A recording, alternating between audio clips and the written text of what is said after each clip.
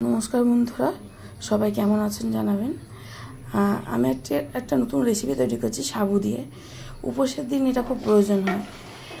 উপোসের দিন ধরুন কিছু খাওয়া যায় না, সাবু খেলেও সাবু মাখা যেটা মিষ্টি সবসময় ওটা খেতে ভালোও লাগে না, তাই আজকে একটা নতুন রেসিপি নিয়ে এসে গেছি।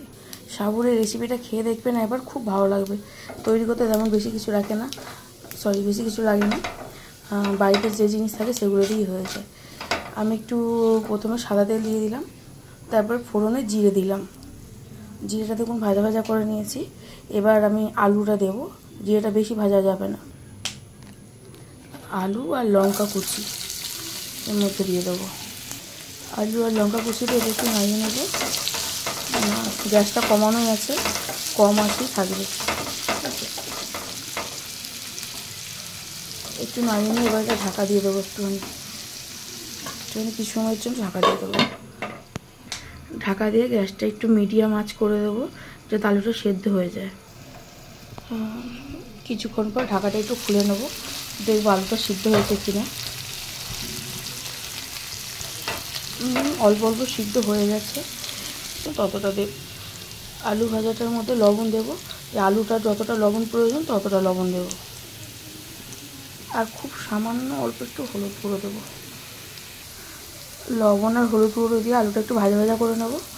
আলুটা প্রায় ভাজা ভাজা হয়েই গেছে। আলু আছে আর কাঁচা লঙ্কা কুচি আছে। আলু আর কাঁচা লঙ্কা কুচিটা ভাজা ভাজা করে নেবো।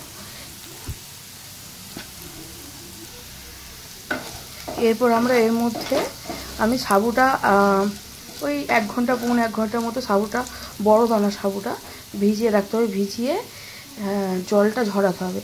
আমি এটা ভিজিয়ে তাই চুবিতে ছেঁকে রেখে দিয়েছিলাম জলটা ঝরার জন্য।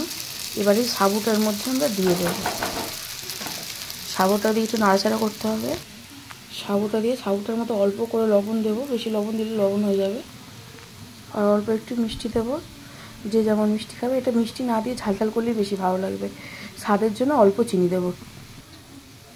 এবার সাবুর সাথে আলুটা আমি ভালো করে মিশিয়ে নেব। গ্যাসটা কমিয়ে ভালো করে মিশিয়ে নিতে হবে। আমি ভালো করে সাবু, আলু আর কাঁচা লঙ্কা একসাথে মিশিয়ে নিয়েছি।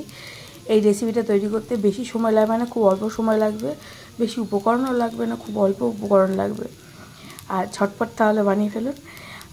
এই উপোসের দিনে এটা খুব সুন্দর খাবার, খেতেও ভালো লাগবে। মিষ্টি জিনিস খেলে যে গা গোলাপ এরকম কিছু এরকম হবে না।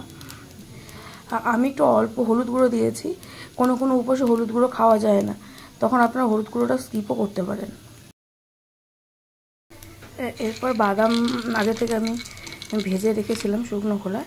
এবার বাদামটা এর সাথে মেশাবো। মেশালেই রেসিপিটা পুরোপুরি রেডি হয়ে যাবে।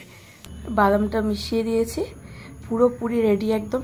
এই সাবুর রেসিপিটা পুরোপুরি রেডি। তো আপনারা বাড়িতে ট্রাই করতে পারেন উপোসের দিন, খুব ভালো লাগবে। পুরোপুরি রেডি, দেখুন কেমন হয়েছে বলবেন। বাড়িতে ট্রাই করে অবশ্যই জানাবেন কেমন হয়েছে। টাটা।